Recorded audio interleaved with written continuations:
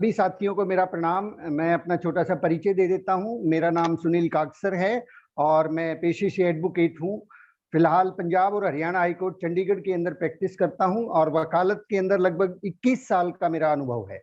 सन 2000 में मैंने इस वकालत को ज्वाइन किया था और उससे पहले 5 साल का कोर्स किया महर्षि दयानंद यूनिवर्सिटी से, और फिर वकालत करते करते फिलहाल एज एन एडवोकेट पंजाब और हरियाणा हाई कोर्ट चंडीगढ़, जो हरियाणा का सबसे खूबसूरत शहर है और मैं तो कहना चाहूंगा हिंदुस्तान का ब्यूटीफुल सिटी का जिसे कहा जाता है, चंडीगढ़ की लाइफ को मैं एंजॉय कर रहा हूं।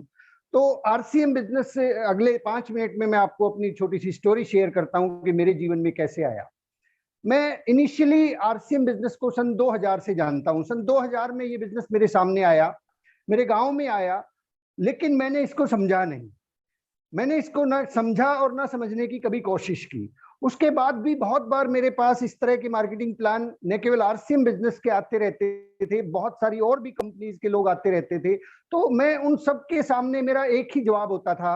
मैं अपना पर्स निकालता था और उनके सामने रख देता था कि भैया तुम्हें कितने पैसे बचते हैं, इसमें से अपने पैसे निकालो और यहाँ से रफू चक्कर हो जाओ। क्योंकि अगर तुमने दोबारा से ऐसी कोई बात की, ये गोल गोल गोले खींच के मुझे दोबारा से समझाने की कोशिश की, तो पहला मुकदमा दर्ज करने वाला भी मैं ही होऊंगा और तुम्हारे खिलाफ केस दर्ज करवा के जेल भिजवाने वाला भी मैं ही होऊंगा।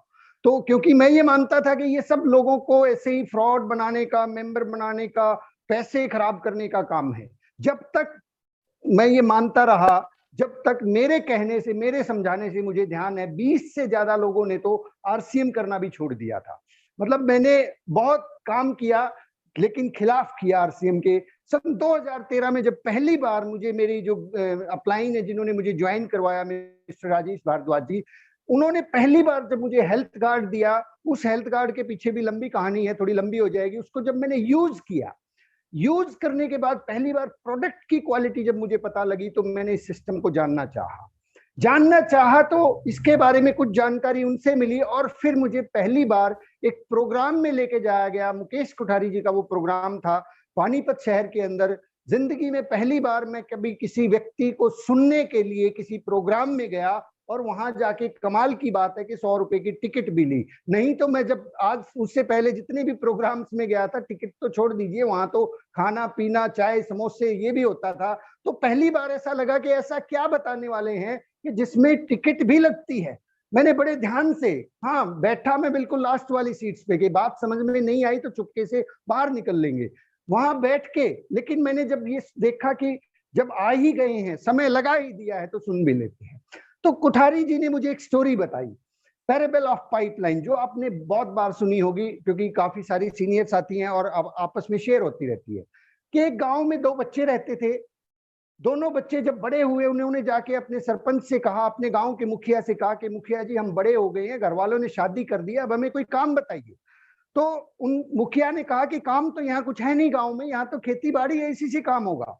उन्होंने कहा नहीं नहीं, हम कुछ करना चाहते हैं। तो मुखिया ने कहा कि आप ऐसा कर सकते हैं, हमारे गांव से 5 कोस दूर एक झील है, वहां से आप पानी लेके आइए। लोग पानी लेके आते हैं और आपको उसका 1 बाल्टी का 1-2 रुपया मिल जाएगा। तो ऐसा ही उन्होंने किया। दिन भर काम करते, 10 चक्कर लगाते, लगाने के बाद फिर कुछ पैसा बनता और उससे जीवन जो है उनका थोड़ा आगे बढ़ना शुरू हुआ। 5 साल बीत गए, 10 साल बीत गए, करते करते एक लड़के के मन में ख्याल आया, पहले वाले लड़के के, जिसका नाम था ब्रूनो। ब्रूनो के मन में ख्याल आया कि क्यों ना हम लोग उस पहाड़ से लेके, उस झील से लेके अपने गांव तक एक पाइपलाइन बिछा दें। उस पाइपलाइन को बिछाने का आइडिया उसने अपने दोस्त को बताया, जिसका नाम था पैब्लो। ब्रूनो और पैब्लो की आपस में बहस हुई, क्योंकि पैब्लो कह रहा था कि ये काम तो पीढ़ियों से चलता आ रहा है, लोग बाल्टियों से पानी ढोते हैं, पाइपलाइन आज तक हमारे बाप दादा परदादा ने नहीं बिछाई, ना कभी सोची और ना ये हो सकती।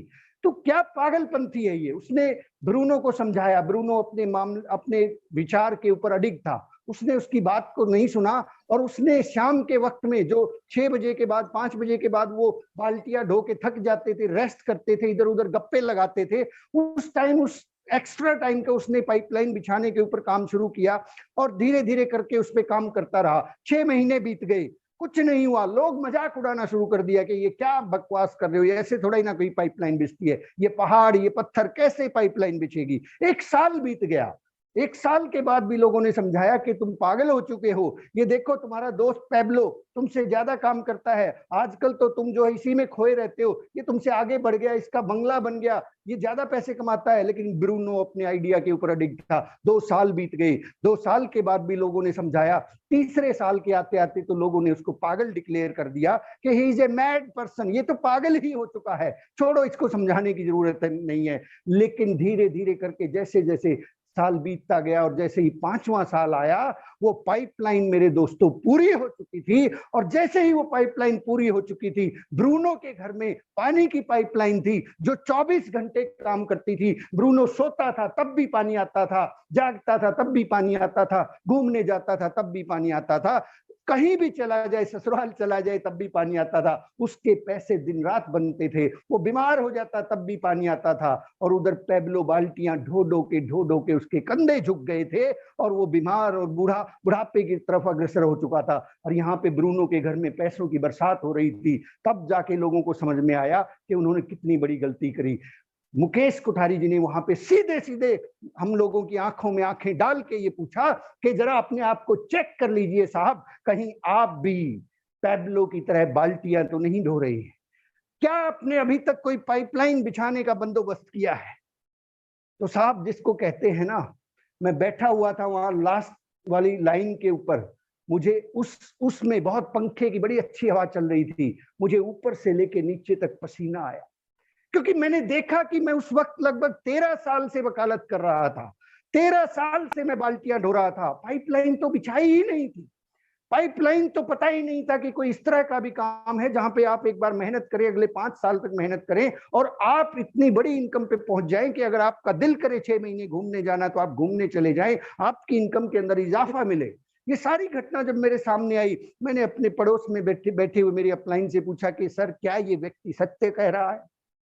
और यदि कह रहा है तो मुझे इसका प्रमाण चाहिए। वो बोले बिल्कुल सत्य कह रहा, 100%। मैंने कहा मैं यकीन नहीं करता, क्योंकि वकील और पुलिस वाला आदमी हमेशा शक करता है। मैंने कहा नहीं, आप मुझे किसी और से मिलवाइए। अब वो मुझे जींद में जब हम वापिस आए तो हमारी अपलाइन जिनसे आप वाकिफ है, शरवण सैनी जी के पास लेके चले। शरवण सैनी जी ने फिर से वही बातें बता दी। मैंने कहा नहीं, मुझे भरोसा नहीं है।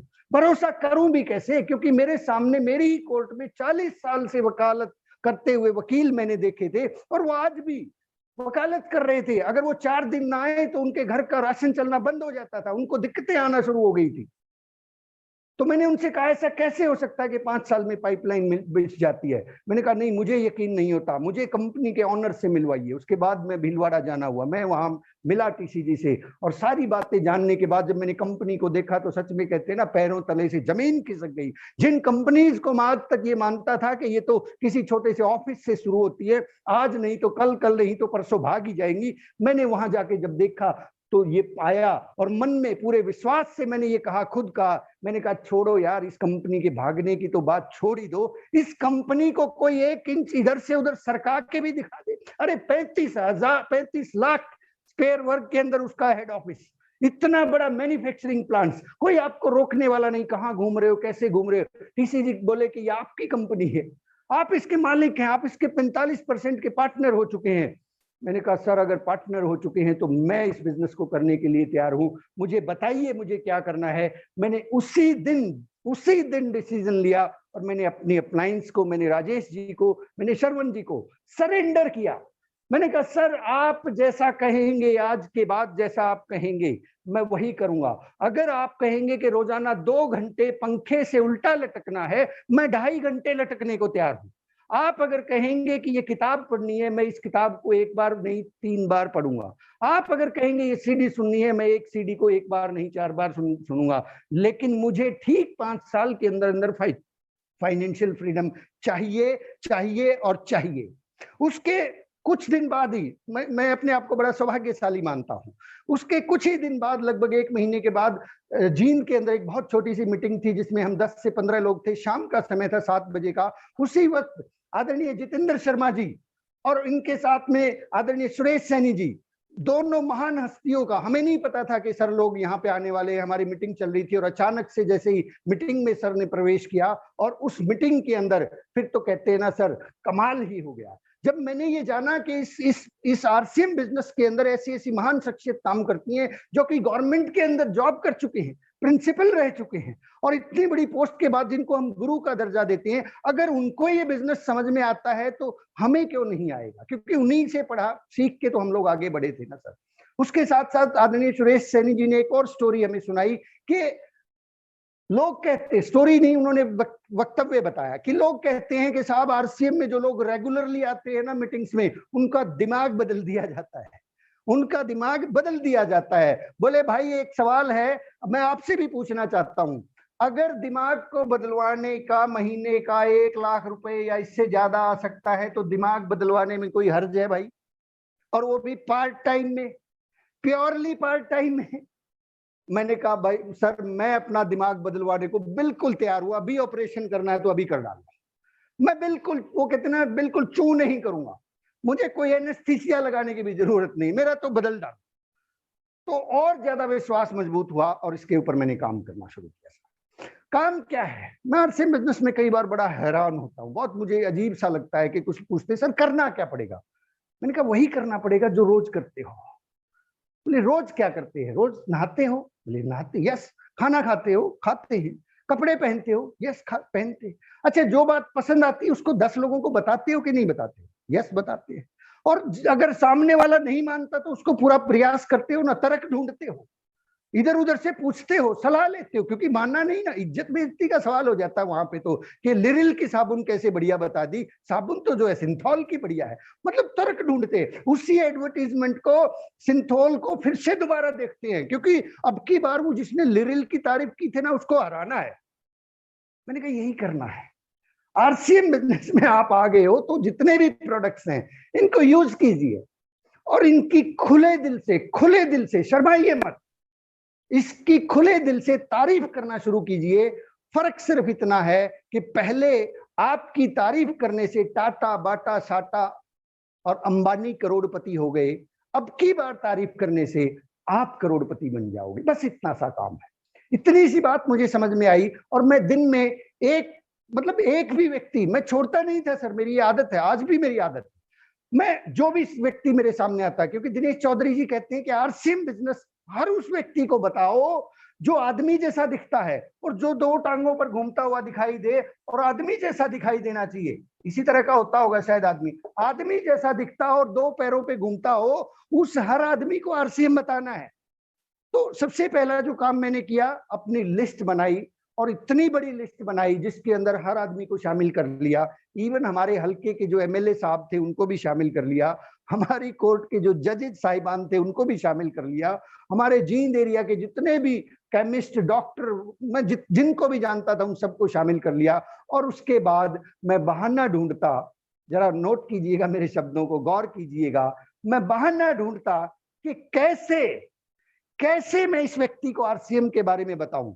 जरूरी नहीं था कि उस वक्त मैं हर आदमी को प्लान दिखाऊं, जरूरी नहीं था कि हर आदमी के साथ में एक ही तरह का वो रखूं, लेकिन जरूरी ये था कि किसी न किसी बहाने से मैं उस व्यक्ति तक अपना कोई न कोई प्रोडक्ट पहुंचाऊं।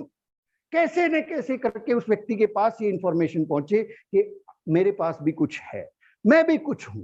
तो ऐसा करते चले गए और करते चले गए और पता ही नहीं चला कि साहब कब रॉयल्टी अचीवर बन गए, कब टेक्निकल बन गए, कब स्टार पर्ल हुआ और कब एमरल्ड हो गए। ये सारा का सारा जो मामला है ना साहब, ये सारा मामला है हमारे खुद के इस बिजनेस को समझने का। हम अक्सर जो सबसे बड़ी जो मैंने नोटिस किया बहुत सारे इस पिछले 5-6 साल के अनुभव में, हम लोग एक्चुअली बाहर ज्यादा काम कर रहे हैं, बाहर लोगों को समझाने के ऊपर काफी काम कर रहे हैं, बल्कि ये अंदर समझने का सबसे बड़ा मामला है। हमें खुद इस बिजनेस को सबसे ज्यादा समझना है, हमें खुद इस बिजनेस के अंदर खुद को सबसे ज्यादा तैयारी करनी है। अगर हमारी तैयारी, इसके अंदर मैं एक फार्मूला बताता हूं, हमेशा ये बिजनेस 90 और 10 की रेशियो में चलता है, 90 और 10। इसमें 90% जो है हमें खुद के ऊपर काम करना है, 90%, और 10% हमें बाहर काम करना है। जबकि होता थोड़ा सा उलट है, थोड़ा सा नहीं, बिल्कुल उलट होता है।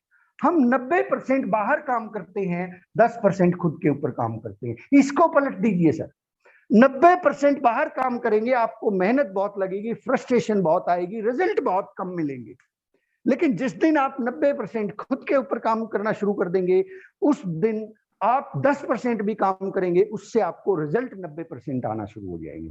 और ये काम केवल एक ही तरीके से हो सकता है, और वो तरीका है आपकी active, effective and growing upline. Active, effective and growing upline, जो आपको गाइड करे उस बात को एज इट इज फॉलो कर लीजिए sir, as it is follow कर लीजिए, उस बात को एज इट इज अप्लाई कर दीजिए। उसके अंदर कुछ भी घटाना नहीं है, कुछ भी बढ़ाना नहीं है। क्यों मैं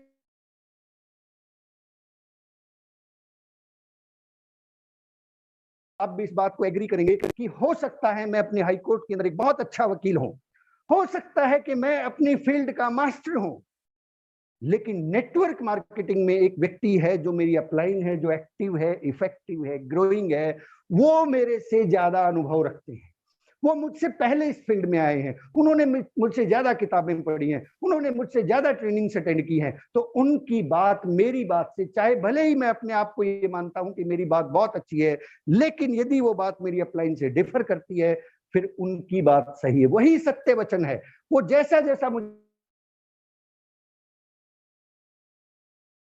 आ गया, उसके अंदर 6 पॉइंट्स हैं जिनको आप लोग 6 बेसिक्स कहते हैं। मैं बड़ा ब्रीफ में उनको आपको, मैं ज्यादा डिटेल में नहीं जाऊंगा, मीटिंग क्योंकि बहुत लंबी हो, पॉइंट्स जो मुझे बताए गए थे ये आपको बहुत बार बताए जाएंगे, बहुत बार आपके सामने आएंगे, लेकिन जब हम इनको अप्लाई करेंगे तभी रिजल्ट मिलने वाला है, तभी हमें बड़े बड़े रिजल्ट मिलने वाले हैं। सबसे पहली चीज, यदि आपको इसमें देखिए, कामयाबी दो तरह से मिलती है, दो तरह की कामयाबी है। एक है कामयाबी 100% और एक है कामयाबी इससे नीचे। आपको 100% सफलता चाहिए या फिर कम में काम चलेगा? कम में काम नहीं चल सकता, क्योंकि 100 में से अगर 0.00001% भी घटा दिया जाए तो 100 नहीं रहता, कामयाबी कामयाबी नहीं रहती। आरसीएम बिजनेस के अंदर भी यदि आप 100% सफलता चाहते हैं तो सबसे पहला काम करना पड़ेगा हमें, वो है मूलभूत काम, वो है इस बिजनेस के अंदर बनने वाले, मिलने वाले जितने भी प्रोडक्ट्स हैं उनको 100% यूज करना शुरू कर दीजिए। नो इफ एंड बट, कोई किंतु परंतु नहीं, कोई कंपैरिजन नहीं। सस्ता है, महंगा है, ऐसा है, वैसा है, पसंद है, नहीं है, ये है, वो है, मिलता नहीं है, अभी नहीं है, कब मिलेगा, सारे के सारे बहानों को साइड में रखना पड़ेगा सर। मैं आपको बहुत छोटा सा एग्जांपल देता हूं। जब मैंने इस बिजनेस को शुरू किया साहब, उस बिजनेस के शुरू करने के लगभग 3 महीने के बाद ही मेरे बेटे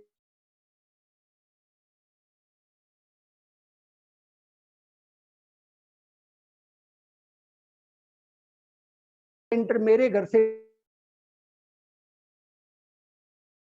कैंडी की जरूरत थी, और वो कैंडी मेरे बिल्कुल पड़ोस में दुकान थी, वहां पे अवेलेबल थी 20 रुपए की। मेरे पास बुलेट मोटरसाइकिल था, शाम को 7 बजे मैंने बुलेट उठाई, 5 किलोमीटर दूर गया और वापिस आया। 10 किलोमीटर में बुलेट का आपको पता है 40 रुपए का तेल मैंने फूक दिया, कैंडी कितने की लेके आया? 20 रुपए की। पैसे कितने आए होंगे मुझे? 2 रुपए।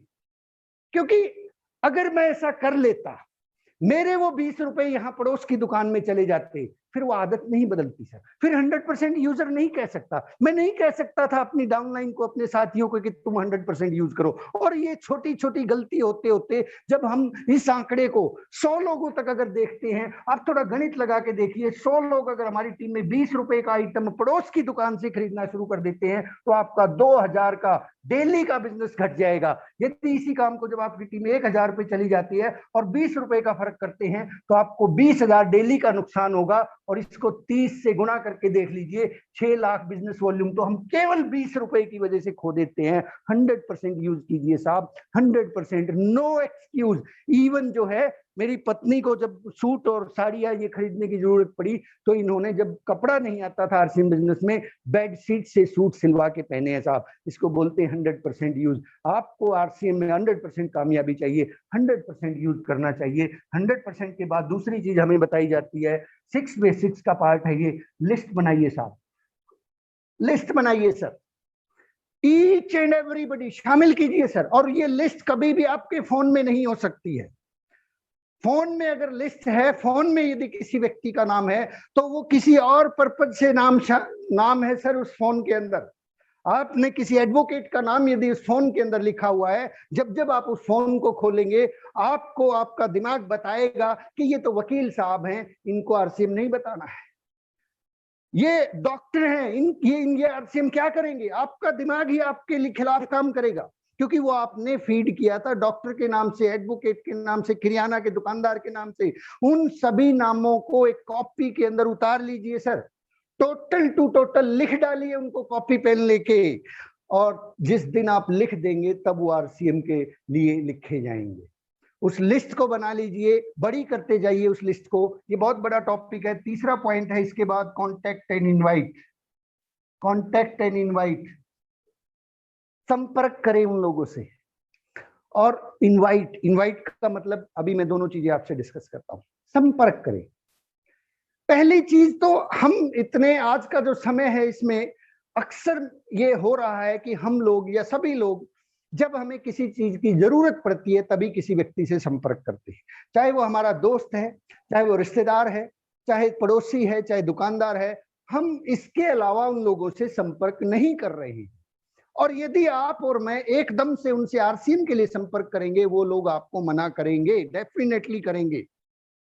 करना क्या है हमें, जो ये हमारी लिस्ट है, इस लिस्ट से अपने जो कॉन्टेक्ट्स हैं उन कॉन्टेक्ट्स को 25 लोगों को, मिनिमम 25 लोगों को, मैं एक फार्मूला बताता हूं हमेशा, 5 गुना 25, ये ध्यान रखिएगा सर, 5 गुना 25 के फार्मूले को हमेशा जीवन का आधार बना लीजिए। हमने हर रोज अपनी जो कॉन्टैक्ट बनाई है, जो लिस्ट बनाई है, उस लिस्ट में से 25 लोगों को कम से कम कॉल करना है, कॉल करना है, और आरसीएम नहीं बताना है उनको, ध्यान रखिएगा, आरसीएम बिल्कुल नहीं बताना है, उनसे सलाह लेनी है। बहुत इंपॉर्टेंट पॉइंट है ये। उन 25 लोगों को कॉल करना है और उनसे सलाह लेनी है। क्या सलाह लेनी है? एग्जाम्पल के तौर पे आपने फोन लगाया एक टीचर को, टीचर से फोन लगाया आपने, तो 6 महीने बाद लगाया ना। एक्चुअली हम लोग फोन तो करते नहीं है, जरूरत पड़ती है तभी करते हैं। 6 महीने बाद कॉल कर रहे हैं, टीचर भी पूछेगा हाँ हाँ बता भाई सुनील का कुमार क्या हाल है, क्या काम है आज। अगर आप कहोगे कि सर एक बड़ा अच्छा बिजनेस है, वो कहेगा रहने दे भाई, बिजनेस तू ही कर ले, मुझे जरूरत नहीं है, मेरा काम बढ़िया चल रहा है। क्योंकि पहली बात तो हमने 6 महीने बाद कॉल किया है, दूसरी बात हमें अपनी गरज है तब फोन किया है। हमें उस टीचर को सम्मान देना है। सम्मान क्या देना है? उसका जो प्रोफेशन है, उसका प्रोफेशन है पढ़ाना, उसका प्रोफेशन है टीचिंग, उसका प्रोफेशन है स्कूल्स के बारे में जानकारी रखना, एजुकेशन के बारे में जानकारी। उनसे पूछिए सर बहुत दिक्कत चल रही है आजकल, जो है ना ये स्कूल्स काफी बंद है, सर ये कब खुलेंगे? अब वो आपको बताएगा, अब वो आपकी सुनेगा, आपको पूरा लेक्चर देगा, पूरी बात करेगा आपसे, ये कब खुलेंगे, ऐसे खुलेंगे, वो गवर्नमेंट के हक में है तो ऐसे गवर्नमेंट की बात करेगा, खिलाफ में तो सुनिए उसकी सारी। अच्छा अच्छा ठीक है, ओके, बिल्कुल सुनिए, आधा घंटा लग सकता है, 15 मिनट लगाएगा वो, आप सुनते रहिए, कोई बात काटनी नहीं है, कहीं किसी कंट्रोवर्सी में नहीं पड़ना है, हर बात में सराहना, यस हाँ सर बहुत बढ़िया, हाँ बिल्कुल ठीक कह रहे हो सर, करते रहिए। 10-5 मिनट में आप उसके इतने निकटतम व्यक्ति हो जाएंगे कि अब आप और वो जो है एक राय में राय नहीं। फिर यदि आप एडवोकेट के पास कॉल करते हैं, मैं आपको तरीके 2-3 तरीके बता देता हूँ। एडवोकेट से बात कीजिए, एडवोकेट से पूछिए, आपको अगर ये पता है कि सुनील कागसर तो चंडीगढ़ हाईकोर्ट में बैठता है, उससे पूछिए सर दिल्ली हाईकोर्ट के अंदर कोई अच्छा सा वकील बताइए ना। दिल्ली हाईकोर्ट का पूछिए, चंडीगढ़ का मत पूछना, चंडीगढ़ का पूछोगे कोई, वो मेरे से अच्छा और कौन है यार, मुझे बताओ क्या काम है, काम तो है ही नहीं आपके पास, आप तो सिर्फ बात करना चाहते हैं। फिर वो दिल्ली के आपको 4 नंबर देगा और कहेगा आप इनसे बात करना, मेरा नाम ले देना, ऐसे ऐसे करके मेरे मित्र हैं, और आपको बड़ी अच्छी से, फिर आपसे पूछे हाँ काम क्या है वैसे, क्या दिक्कत है, कोई प्रॉब्लम कुछ भी बताइए, ऐसे ऐसे करके सर मैट्रिमोनियल का प्रॉब्लम है, हमारे रिश्तेदार है, जमीन का झगड़ा चल रहा है, ठीक है सर मैं उनसे बात करता हूँ। आप डॉक्टर से बात करें तो डॉक्टर से पूछें, अगर डॉक्टर पानीपत वाले के पास फोन मिला है तो उससे पूछें कि सर सिरसा में बढ़िया डॉक्टर कौन है, हॉस्पिटल सिरसा, मतलब डिफरेंट एरिया में। किराना वाले से फोन करें तो उससे पूछें कि किताबों की दुकान कौन सी बढ़िया है, मेरे बच्चे की किताबें खरीदनी है। सर जो जिस प्रोफेशन में है उससे थोड़ा सा अलग सवाल पूछें अगर आप उसी शहर की दुकानदारी करते हैं तो, या फिर उससे रिलेटेड कोई ऐसा क्वेश्चन पूछें जिससे वो खुश हो जाए। और ऐसे करके ये सारी बात सुन के फिर आरसीएम की बात नहीं करनी है, फिर भी नहीं करनी है सर, फोन रखिए फिर फोन रखिए, फोन रखिए उस टाइम 2-4-5 मिनट बात करने के बाद, और ये आपकी पहली कॉल हो गई। इस तरह से 25 लोगों को रोजाना कॉल कीजिए। ये कॉल आज भी की जा सकती हैं। इस कोरोना में मैं कहता हूं 25 नहीं, आप 100 कॉल कर सकते हैं sir. This is the best time to build relations, this is the best time to build people, this is the best time to prospect. ये सबसे अच्छा वक्त है हमारे लिए जिसमें हम ज्यादा से ज्यादा प्रोस्पेक्टिंग कर सकते हैं, ज्यादा से ज्यादा लोगों के साथ घनिष्ठता कर सकते हैं। और फिर ये बातचीत होने के बाद, फिर नेक्स्ट हफ्ते के बाद या 10 दिन के बाद या 5 दिन के बाद आप फिर से उनको कॉल करेंगे। पहला, जब दूसरी बार कॉल करेंगे तो पहली चीज तो आप उनका धन्यवाद करेंगे। धन्यवाद किस चीज के लिए करेंगे? जो पहले इंफॉर्मेशन आपसे उनसे ली थी उसके लिए थैंक यू करेंगे कि sir thank you very much, आपकी राय वाकई में बहुत बढ़िया थी और बहुत अच्छा लगा सर आपसे। फिर वो आपसे पूछेगा और क्या करते हो आजकल, क्या चल रहा है।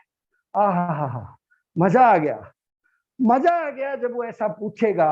आप उनको पूछ रहे, वो आपको पूछ रहे हैं, सुनाइए। और करते करते आप कहेंगे कि सर आजकल तो जो है, वैसे तो आपको पता ही ये सारी चीजें हैं, लेकिन हमारे जो एक गुरुजी हैं आदरणीय जितेंद्र शर्मा जी, वो बहुत अच्छे व्यक्ति हैं, जो योग के गुरु हैं, स्वामी रामदेव जी के बहुत अच्छे शिष्य हैं, और वो रिटायर्ड प्रिंसिपल हैं, बहादुरगढ़ में रहते हैं, ओमेक सिटी में। आजकल मैं उनके मार्गदर्शन में कुछ ऐसी जानकारियां सीख रहा हूं, कुछ ऐसे तरीके सीख रहा हूं कि ये कोरोना वोरोना लॉकडाउन वगैरह हो भी जाए ना, तब भी हमारा जो है काम चलता रहे, तब भी हमें जो है कुछ गुजारे के लायक, कुछ आगे बढ़ने लायक, कुछ ऐसा सीखने को मिले। वो कहेगा ऐसा क्या होता भाई कोरोना लॉकडाउन में भी? बोले सर उनकी जो है ना, वैसे तो मैं भी अभी सीख ही रहा हूँ, उनकी शाम को 8 बजे जो है ना, संडे वाले दिन एक प्रोग्राम, वो उनका एक जूम का, मैंने सर बड़ी मुश्किल से उसमें 101 लोगों को वो अलाउ करते हैं, और मैं वो लिंक मेरे पास आया हुआ, मैं गुरु जी से निवेदन करूंगा कि आपको भी उसमें एंट्री दे दे, मैं आपको लिंक भेज रहा हूँ। सर ये तैयारियां कीजिए, हर रोज कीजिए, हर रोज 100 लोगों को कॉल कीजिए। और ये होगा कि अगर हमारी ये मीटिंग, जितेंद्र जी की मीटिंग हर हफ्ते हो रही है, इस मीटिंग में आप सब लोग यहाँ पे, मैं भी देख रहा हूँ लगभग 100 के आसपास का आंकड़ा है, 100 के 100 लोग हर हफ्ते रोजाना 100 लोगों को इनवाइट करते हैं, 700 लोग, 600-700 लोगों को आप इनवाइट करते हैं। यहाँ पे ये संख्या हर डिस्ट्रीब्यूटर की, आपकी टीम की, देखिए आपकी सक्सेस कब आएगी। मैं आप अब जो साथी अभी बिगिनर हैं, ईगल है, रनर है, विनर है, उनसे बात कर लेता हूँ कि डायरेक्टली आपकी रॉयल्टी कब आएगी। आपकी रॉयल्टी, आपका टेक्निकल तब आएगा जिस दिन आप यहाँ पे हैं और आपके डाउनलाइन से कम, मिनिमम मैं आपको एक आंकड़ा दे रहा हूं, मिनिमम आपकी डाउनलाइन से, पंडित जी कहते थे, सतीश पंडित जी ने ये फार्मूला बताया था कि 50 लोग ए ग्रुप से और 50 लोग बी ग्रुप से सेमिनार में बैठना शुरू कर देंगे। Seminar, monthly seminar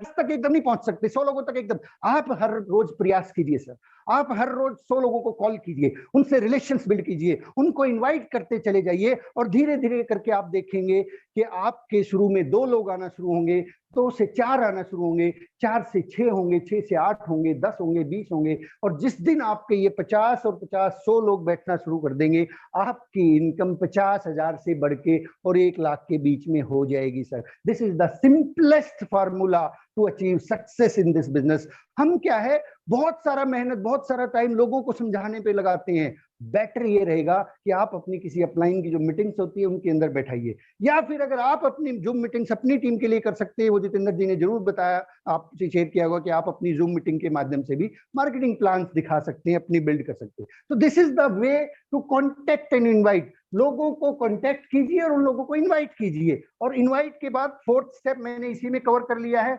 show the plan. Show the plan या प्रोडक्ट, और प्रोडक्ट। अब जो जूम मीटिंग्स होती हैं इनके अंदर आप प्लान भी दिखाते हैं, इसके अंदर प्रोडक्ट्स की भी बात होती है, मतलब वो सारा ओवरऑल पैकेज आपको हर वीक यहाँ पे मिल रहा है सर। आप यहाँ से उसका हेल्प लीजिए, अपनी टीम को बिल्ड कीजिए। तो कोशिश कीजिए, कोशिश नहीं सर, वैसे कोशिश के बारे में प्रमोद गुलाटी जी कहते हैं कि ये बहुत सभ्य तरीका है किसी बात को कहने का कि मैं ये काम नहीं करूंगा करना है, हर रोज 100 कॉल करनी है, हर रोज 100 लोगों को कॉल करना है, रिलेशंस बिल्ड करने हैं, और फिर उनको सेकंड कॉल में इनविटेशन देना है। इनविटेशन भी प्रॉपर हो सर, फोन कॉल से हो, व्हाट्सएप के अंदर इनविटेशन नहीं होता है, ध्यान रखिएगा। ये बात मैं बहुत बार पहले भी बोलता हूं अपनी मीटिंग्स में। व्हाट्सएप जो है दो चीजों के काम आता है। पहली चीज काम आता है व्हाट्सएप इंफॉर्मेशन, इंफॉर्मेशन के काम आता है। भाई आपके पास टीम है, बहुत सीरियस सिंसियर लोग हैं, आपने व्हाट्सएप ग्रुप बनाए हुए हैं और वो काम कर रहे हैं, उनको आपने इंफॉर्म करना। यू कैन यूज व्हाट्सएप, आपने कॉपी किया, मीटिंग आई, पेस्ट कर दिया, इंफॉर्मेशन चली गई। इनविटेशन फोन करके करना है सर, ध्यान रखिएगा, फोन करना है इनविटेशन। नए आदमी को या जो आदमी अभी स्टार्ट नहीं हुआ उसको फोन करके इनवाइट कीजिए। अदरवाइज यदि उसको वही कॉपी पेस्ट कर दिया, कॉपी पेस्ट करके व्हाट्सएप पे भेज दिया, तो यहाँ पे मेरे शब्दों को अन्यथा ना लीजिएगा, मैं इसको इनविटेशन नहीं कहता, मैं इसको कहता हूं इंसल्टेशन। ये है इंसल्टेशन। ये बड़ा प्यारा तरीका है इंसल्ट करने का एक आदमी का, कि उसको रोजाना सुबह सुबह 6 मैसेज भेज देना, रोजाना उसको ये मीटिंग, आज ये मीटिंग, अब वो मीटिंग, ये this is information. WhatsApp is meant for information, not for invitation. तो इनविटेशन हमेशा कॉल करके करना है। मेहनत होगी और मेहनत होनी भी चाहिए सर, रॉयल्टी जैसे इनकम मिलती है, आरसीएम बिजनेस आपके साथ भी और आपके बाद भी पीढ़ियों को इनकम देने वाला, जब इतनी बड़ी हमारे पास ताकत मिलती, थोड़ा जोर भी लगना चाहिए। ऐसे फ्री मतलब ऐसे ना सोचें कि बिल्कुल ऐसे ही हो जाएगा। तो अगला पॉइंट है फिर हमारा 5th number, follow up. Follow up. अब आपको जो रिजल्ट है ना सर, आपको जो रिजल्ट है, ना तो इससे मिलने वाले, ना आपको इससे मिलने वाले रिजल्ट, ना आप कॉन्टैक्ट एंड इनवाइट से रिजल्ट मिलने वाले हैं, ना आप शो द प्लान से कोई रिजल्ट मिलने वाला है। आपको यदि रिजल्ट मिलेगा ना, जहां से आपकी टीम बिल्ड होगी, जहां से आपको रॉयल्टी आएगी, जहां से आपका बिजनेस बड़ा से बड़ा होता चला जाएगा, वो होगा इस फॉलो अप से। वो जो लोग उन मीटिंग्स में आते हैं, जूम मीटिंग्स में आते हैं या फिजिकल मीटिंग्स में आते हैं, सेमिनार्स में आते हैं, उनके आने के 24 से 36 घंटे के अंदर अंदर हमें उन लोगों से पुनः संपर्क करना है, हमें उन लोगों से पुनः दोबारा से बात करनी है। अक्सर गड़बड़ यही हो जाती है, हम सोचते हैं कि मीटिंग में तो आ ही गया, बन गया काम, अब तो जो है देवेंद्र जी ने बड़े अच्छे से समझा दिया, बन गई बस बात, अब तो कल ही वो सामान ही खरीद लेगा, और इंतजार करते हैं फोन आएगा आएगा, आता नहीं सर, ऐसा नहीं है। हमें फॉलो अप करना है within 24 hour to 36 hour, और उस व्यक्ति को फिर उसके क्वेश्चंस आएंगे सर, फिर वो पूछेगा आपसे, क्योंकि जब वो मीटिंग में आता है ना नया आदमी, उसको आज 90% बात समझ में नहीं आती, सर के ऊपर से जाती है। अब वो पूछेगा, वो ये ऐसे बता रहे थे, ऐसे कैसे होता है, क्या होता है, यहाँ पे काम आएगा मैंने शुरू में जो बताया था, 90% तैयारी। अब यहाँ पे आप उसको फेस करने के लिए तैयार हो जाइए। अब यहाँ आपकी एजुकेशन, आपने अपनी अपलाइन से क्या सीखा है, उनके कहे अनुसार क्या हर सीडी को सुना है, उनके कहे अनुसार क्या हर किताब को पढ़ा है, उनके कहे अनुसार क्या हर मीटिंग को अटेंड किया है। यदि आपने उनको 100% एक्सेप्ट किया और उनकी बातों को माना है, तो आप अब लायक हैं, सक्षम हैं उस व्यक्ति के हर सवाल का जवाब देने के लिए। और यहाँ से आपको बहुत अच्छे लीडर मिलते हैं, यहाँ से आपका बिजनेस शुरू होता है। लेकिन इसका मतलब ये नहीं है कि फॉलो अप सबसे महत्वपूर्ण है तो पीछे ही पड़ जाएं, बाकी सबको छोड़ दें। ये सब एक सीक्वेंस है, कड़ी में जुड़े हुए मोती जुड़े हैं, ये माला के अंदर मोती हैं। ये माला तभी पूरी होगी जब इसमें 5 पॉइंट होंगे, और 6ठा पॉइंट इसके अंदर होता है स्टार्टअप, सही शुरुआत इसको बोलते हैं। सही तरीके से शुरुआत करवाएं। सही तरीके से शुरुआत कैसे होती है सर? सही तरीके से शुरुआत होती है, उसको अपने आप से ना जोड़े, सिस्टम से जोड़ दे। उनको अपनी अपलाइन के बारे में बताएं, उनको पिकअप सेंटर्स पे, क्योंकि अभी तो थोड़ा सा लॉकडाउन है, ज्यादा पिकअप सेंटर्स पे हम नहीं जा सकते, तो हम उनको अपने घर से, अपने डिस्प्ले वॉल से उनको प्रोडक्ट दे सकते हैं, और उनको डिस्प्ले वॉल का कॉन्सेप्ट बताएं कि इसके लिए हमारे घर के अंदर ये डिस्प्ले वॉल है, इसी से आपका बिलिंग हो जाएगा, इसी से इस तरह की डिस्प्ले वॉल आप भी अपने घर में खोल सकते हैं। क्योंकि लोग हर बार दूर पिकअप सेंटर होता है वहां पे जाना पसंद नहीं करते, इसलिए हम अपने कस्टमर्स की और अपने डिस्ट्रीब्यूटर्स की और अपनी टीम की सेवा के लिए, सुरक्षा के लिए, सुविधा के लिए अपने घर में हमने ये डिस्प्ले वॉल खोली हुई है, आप भी इसको खोल सकते हैं और सही तरीके से उसको फिर ये आप 6 बेसिक्स, अगर वो ये बात कहता है कि यस मुझे भी काम करना है, तो ये 6 बेसिक्स उसको भी फॉलो, उसको भी बताइए कि इस बिजनेस को करने के लिए ये 6 स्टेप्स। तो माय डियर फ्रेंड्स, बिजनेस बहुत आसान है, बहुत सिंपल है। अब मैं 5 मिनट और थोड़ी सी आपकी लूंगा। हम इस बारे में करते हैं कि अभी बदली हुई परिस्थितियां, अभी लॉकडाउन है बहुत सी जगहों, अभी कुछ चेंज है, अभी काम करने का जो थोड़ा सा कुछ साथियों को मैं खुद भी पर्सनली फील करता हूं, कई जगह से आता है कि सर थोड़ा सा लॉकडाउन है, बिजनेस इस महीने तो जो है शायद कम ही होगा, ऐसा लगता है ना सर? ऐसा होता है, बहुत से लोगों को मन में ये फील होता है। ये जो प्रश्न है ना साहब, ये प्रश्न ही गलत है, ये प्रश्न बिल्कुल गलत ही नहीं है। मैं इसको कहता हूं ये बेहद मेरे शब्दों को थोड़ा सा माफी चाहूंगा, कई बार थोड़े अलग होते हैं। ये बेहद बेहुदा और वाहियात प्रश्न है जो हमने गलती से अपने दिमाग से पूछ लिया है। गलती हो रही है हमसे बहुत बड़ी। ये प्रश्न आता है मन में कि इस बार तो जो है बिजनेस थोड़ा सा कम होगा। ये प्रश्न हम किसी और से नहीं पूछ रहे, अपलाइन से नहीं पूछ रहे, डाउनलाइन से नहीं, हम खुद से खुद को ऑटो सजेशन दे रहे हैं। इसको मैं बोलता हूं ऑटो सजेशन। ऑटो सजेशन, जैसे ही लॉकडाउन की घोषणा हुई हमने ऑटो सजेशन दिया कि अब की बार तो शायद बिजनेस कम होगा। इस ऑटो सजेशन को बदलना होगा सर। हम अपने दिमाग को जो ऑटो सजेशन देते हैं उसी का परिणाम हमारे सामने होता है। एक बुक है मैंने पढ़ी, शेड हैमिल्टन उसके राइटर है, क्या कहे जब स्वयं से बात करें। क्या कहें जब स्वयं से बात करें, इस बुक को जब हम पढ़ेंगे तो हमें पता लगेगा कि हमारे जीवन की जो दशा है, दुर्दशा है, व्यथा है, कथा है, उसके अंदर 99.99% जो रोल है वो है हमारे द्वारा दी गई खुद को ऑटो सजेशंस। किसी भी परिस्थिति के अंदर जब हम आते हैं, उस परिस्थिति में जो सुझाव, सबसे पहला सुझाव हमारे दिमाग को हम देते हैं, वही आगे जाके हमारे सामने फलीभूत होता है और वही बड़ा वृक्ष बन जाता है।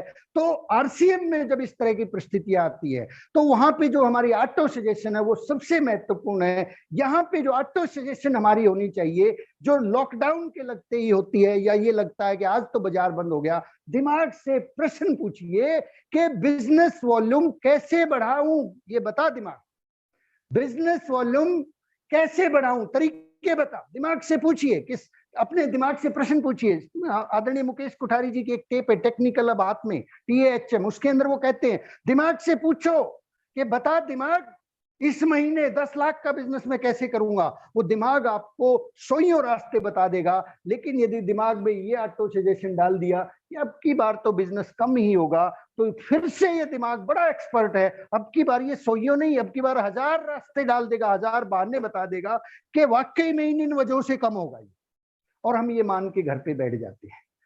सर ये सारा का सारा गेम जो है ये माइंड गेम है। इस दिमाग को ऑटो सजेशन जो है वो पॉजिटिव देना शुरू कीजिए। आप पूछिए इस दिमाग से कि इस बदली हुई परिस्थिति में बिजनेस वॉल्यूम को बढ़ाने के कौन कौन से तरीके हो सकते हैं। सोचिए इसके बारे में। आपको दिन में सैकड़ों ख्याल होंगे, आएंगे। गामा और एजनॉल पे काम किया जा सकता है, डिस्प्ले वॉल पे काम किया जा सकता है, जूम मीटिंग्स का सहारा लिया जा सकता है। और अब तो इतनी जबरदस्त टाइम है बिजनेस बढ़ाने के लिए, अब तो हमें BCG की हर रोज मीटिंग मिल रही है जो सालों में मिलती थी। अब तो हमें हर रोज बड़े से बड़े लीडर की मीटिंग मिल रही है। मैं तो अब हर रोज, पहले तो सेमिनार महीने में एक बार होता था और कभी कभी तो मेरे शहर में तो होता ही नहीं था, अब तो हर रोज प्रोग्राम हो रही है। पहले तो मुझे मौका मिलता था साल में एक सेमिनार की तैयारी करने का जिसमें मैं 50-100 लोगों की तैयारी करता था, अब तो मैं हर रोज 100 लोगों की तैयारी करूंगा। अब तो मेरा बिजनेस वॉल्यूम एक महीने के अंदर 10 गुना जा सकता है। ये आइडिया, ये विचार आपका दिमाग देगा और इस पे आप काम करना शुरू कीजिए। तुरंत प्रभाव से इस पे एक्शन लेना शुरू कीजिए, क्योंकि एक्शन सुपरसीड्स एवरीथिंग। एक्शन के बिना कुछ नहीं है। ये विचार आएंगे, दिमाग आपको आइडियाज देगा, उन आइडियाज को लिख लेना, उनको नोट डाउन कर लेना और फिर अपनी अपलाइन से डिस्कस करके उसके ऊपर काम शुरू कर दीजिए। मैं कहता हूं सर आप कमाल कर सकते हैं, आप कमाल कर सकते हैं। कभी कभी यदि किसी साथी को ये लगता है कि मेरा इस साल तो, क्योंकि इस महीने तो बिजनेस वॉल्यूम जो है पिछले महीने जो हुआ था मार्च में उतना नहीं होगा, मैं कहता हूं इस महीने 10 गुना होगा सर। आप उस ऑटो सजेशन पे काम कीजिए, क्योंकि बदली हुई परिस्थिति में आरसीएम क्या, आरसीएम बदलाव है। बहुत सिंपल सी बात है। आरसीएम किस चीज का नाम है? आपने बहुत बार मार्केटिंग प्लान देखा। आरसीएम क्या है? एक बदलाव है। और अभी क्या पोजीशन है? अभी भी बदलाव है। अब बदली हुई परिस्थितियों में हमने बदले हुए टूल्स को इस्तेमाल करना है, बदले हुई परिस्थितियों में बदले हुए तरीकों से काम करना है। लेकिन यदि हम सुझाव ही गलत देंगे अपने माइंड को, तो फिर ये माइंड तो उसी के अनुरूप हमें वही सजेशन देना शुरू कर देगा। तो दिमाग को हमेशा ये पूछते रहिए कि मेरे, आप मान लीजिए आपकी टीम में कोई व्यक्ति है जिन्होंने बिगिनर क्वालिफाई किया है पिछले महीने, आप अपने माइंड से पूछिए कि अब इन बदली हुई परिस्थितियों में ये बिगिनर से ईगल कैसे होंगे। इनकी टीम के अंदर इस महीने, मेरी टीम के अंदर इस महीने 100 नए लोग एंट्री कैसे लेंगे? कौन से वो तरीके हो सकते हैं? फिर वो तरीके आप ढूंढेंगे, क्योंकि कहते हैं साहब, आवश्यकता आविष्कार की जननी है। आवश्यकता आविष्कार की जननी है। ये आवश्यकता है आपकी कि आप बिजनेस वॉल्यूम बढ़ाए, लेकिन सबसे पहले दुनिया को नहीं, खुद को मनाना पड़ेगा, खुद को समझाना पड़ेगा कि यस। मैं आपको बहुत सटीक एग्जांपल देता हूं। अभी मार्च के अंदर एक साथी ने, मुझे अभी पता लगा, मार्च के अंदर उन्होंने अपना टेक्निकल क्वालिफिकेशन शुरू किया सर। मार्च में शुरू किया, अप्रैल में उसको फिर से रिपीट कर दिया। अप्रैल में, जबकि मार्च में लोगों ने जरूरत से ज्यादा कुछ जगहों पे बिजनेस किया, अप्रैल में एकदम से लॉकडाउन लग गया और मार्च के बाद अप्रैल में फिर से रिपीट कर दिया, और वो अब मई के अंदर फिर से रिपीट करने जा रहे हैं। ऑटो सजेशन, उन्होंने शुरू से ही कमांड दे रखी थी अपने दिमाग को कि हमें टेक्निकल क्वालिफाई करना है, और वो हो रहा है सर। आप भी यदि इसी प्रकार से अपने आप को ये मान लेंगे कि मुझे तो हर महीने अपने बिजनेस वॉल्यूम को बढ़ाना है, तो बढ़ाने के तरीके मिल जाएंगे सर। और दूसरी बात, कई बार जो है मैं बड़ा अचंभित होता हूं कि आरसीएम बिजनेस में जब हम काम करते हैं तो वहां पे हमारे सामने ये कई तरह के बहाने आके खड़े हो जाते हैं कि सर पिकअप सेंटर पे सामान ही नहीं है सर, सर पुलिस वाले रोक लेंगे जी, कैसे जाएं जी, बिजनेस कैसे बढ़ेगा सर, आप तो जो है ना कागसर साहब ऐसे ही फेंकते रहते हो, आप जो है ना थोड़ा ऊपर बैठे हो इसलिए आप ऐसे कह रहे हो। मतलब ऐसे ऐसे मैं बड़ा हैरान होता हूँ सर। ये कहाँ कहानी बदलती है सर, हमें कहाँ ध्यान रखना है। ये विचार वहीं आते हैं, उसी व्यक्ति के पास आते हैं जिसने आरसीएम को अभी भी फर्स्ट नंबर पे नहीं रखा है, प्रायोरिटी में नहीं लेके आया है, अभी भी उसको बिल्कुल लास्ट में 10वें नंबर पे रखा हुआ है कि सारा दिन काम करने के बाद अगर थोड़ा बहुत टाइम टू इन बच गया, कदे हफ्ते 10 दिन में, तो आरसीएम कर लेंगे, नहीं तो आरसीएम की कोई जरूरत नहीं। बस लॉटरी का टिकट है, फार्म भर दो, नीचे कोई 2 बढ़िया से लोग मिल जाए, एक ए ग्रुप में एक बी ग्रुप में, बस फिर रॉयल्टी आ जाएगी। सर क्या करूं, बढ़िया लोग मिल तो नहीं रहे हैं सर, अच्छे लोग आए तो नहीं। अरे सर आए तो थे, लेकिन उस दिन आप सोए हुए थे, आप जो है 5 गुना 25 पे काम ही नहीं कर रहे थे। उस दिन जो है वो आदमी आया था और आके चला गया वो तो। मुझे एक सवाल का जवाब दीजिए साथियों, क्या आज पुलिस के लोग रोड के ऊपर खड़े होकर पहरा नहीं दे रहे सर? क्या आज जो हमारे डॉक्टर्स हैं वो हॉस्पिटल के अंदर 24 घंटे उसी कोरोना नामक भूत से दिन रात नहीं लड़ रहे हैं सर? क्या हम लोग, मैं एडवोकेट हूं, हमारे पास जब केस आता है उस केस को फाइल करने के लिए मैं कोर्ट पे नहीं जाता हूं? क्या आज जो गवर्नमेंट के ऑफिसर्स हैं वो अपनी ड्यूटी नहीं कर रहे हैं? अगर वो कर रही हैं, क्या आज हमारे जवान जो है देश की सीमा पे नहीं खड़े हैं? वो कोरोना हमें ही क्यों खा जाएगा? वो हमें इसलिए खा जाएगा क्योंकि अभी हम आरसीएम को 10वें 20वें नंबर पे रखे हुए हैं। इसको फर्स्ट प्रायोरिटी पे लेके आइए सर, इसको वो इज्जत, वो मान सम्मान दीजिए जिसका ये हकदार है। मैं कहता हूं ये उससे ज्यादा का हकदार है। एक नौकरी जो 40 से 50 साल, 40 साल आदमी करता है, उसके बाद भी उसको रॉयल्टी नहीं मिलती है। एक वकील, मैं आपके सामने खड़ा हूं, बड़े दावे से कहता हूं, 21 साल की अनुभव है मेरी, और मैं ऐसे बहुत से वकीलों को जानता हूं, मेरे दोस्त है जो महीने का 10 लाख रुपए कमाते थे। जब से ये लॉकडाउन लगा है 10,000 रुपए की इनकम नहीं आ रही है सर, घर में बैठे हैं हाथ पे हाथ रख के, और यहाँ पे 1 लाख रुपए की इनकम आ रही है महीने की। ये उससे कहीं ज्यादा सीरियस तरीके से काम करने का है, ये उससे कहीं ज्यादा सम्मान का अधिकार है। इस बिजनेस के अंदर आप हर रोज अगर अपने काम को पूरा कर रहे हैं तो आपको ये उसी के अनुरूप इनकम देगा, उसी के अनुरूप आपके पास आपका बिजनेस बढ़ता चला जाएगा। तो हमेशा 5 गुना 25 एक फॉर्मूला जिसके मैंने शुरू में जिक्र किया था, उस पर काम करते रहिए। 5 गुना 25, 5 गुना 25 का जो लॉकडाउन से पहले मैं बताता था कि 5 लोगों को मार्केटिंग प्लान दिखाना है और 25 लोगों को रोजाना कॉल करना है। आज भी यदि हम लोग ये फार्मूला लगा देते हैं तो भी कामयाबी सुनिश्चित है सर। आप हर रोज 5 लोगों को इकट्ठा कीजिए और हफ्ते वाले दिन आपकी टीम से 35 नए लोग बैठेंगे साहब। 35 लोग हम प्रयास करेंगे तो बैठेंगे ना सर। हम अगर हर रोज 25 से लेके 100 कॉल करते हैं तो डेफिनेटली जो वीकली मीटिंग है, एक आदमी यदि आज शुरुआत करे तो आपके खुद के 100 लोग बैठ सकते हैं हर हफ्ते। लेकिन प्रयास तो हमें ही करना पड़ेगा ना सर। और ये काम तो और भी आसान हो गया आज के टाइम में, क्योंकि पहले तो क्या था, फिजिकल रूप से दूर दूर जाके मीटिंग करनी पड़ती थी। एक आदमी को मीटिंग होती थी, 2 को होती थी, ज्यादा से ज्यादा 5 लोगों को हो जाती थी। आज तो ऐसी अपॉर्चुनिटी है कि आप यहाँ पे 100, 200, 500, 1000 लोगों को बैठाइए ना सर, कौन रोकने वाला। तो बात सिर्फ इतनी सी है कि क्या हम उस प्राथमिकता के ऊपर इसको लिए हुए। अगर अभी तक नहीं लिए हुए तो मैं आपको निवेदन करना चाहूंगा, और एक वकील के नाते और एक दोस्त के नाते और आरसीएम के डिस्ट्रीब्यूटर के नाते आप लोगों को एक सलाह देना चाहूंगा कि इस काम में देरी मत कीजिए, क्योंकि 21वीं सदी का सबसे बड़ा बिजनेस होने वाला है। 21वीं सदी के अंदर यदि कोई सबसे ज्यादा पैसा कमाएंगे तो एक ही इंडस्ट्री है जिसका नाम है नेटवर्क मार्केटिंग। और ये बात बहुत अच्छे से लोगों को समझ में आ चुकी है और अब तो लोग तैयार हैं। बस आप उनको जाके कुछ न कुछ उनको इनवाइट तो कीजिए, उनसे कुछ बात तो कीजिए। आज बदली हुई परिस्थितियों में तो लोग पहले से ज्यादा तैयार हैं। तो हमें अपनी तैयारियों को बढ़ाना है, हमें अपने आप को तैयार करना है, हमें अपनी टीम को बिल्ड करना है और बदली हुई परिस्थितियों के अंदर अपने आप को ढालते हुए इस बिजनेस को बहुत आगे लेके जाना है। क्योंकि आज जैसा मौका दोबारा कभी नहीं मिलेगा। इतनी मीटिंग शायद कभी नहीं मिलेंगी, इतनी बड़ी बड़ी अप्लायंस का आशीर्वाद कभी इतना नहीं मिला था हमें तो कभी साल 2 साल में मीटिंग मिलती थी। और इसके साथ साथ मैं आपको लास्ट में एक ही बात कहना चाहूंगा कि अपने आप को बदलिए सर, अपने आप को बदलिए, अपनी तैयारियों को बड़ा करते चले जाइए, अपने ऊपर मेहनत कीजिए। सारी चीजें आपके सामने आसान आसान और आसान होती चली जाएंगी। आरसीएम बिजनेस दुनिया का सबसे आसान काम है, बस नंबर 1 पे लेके आने की जरूरत है,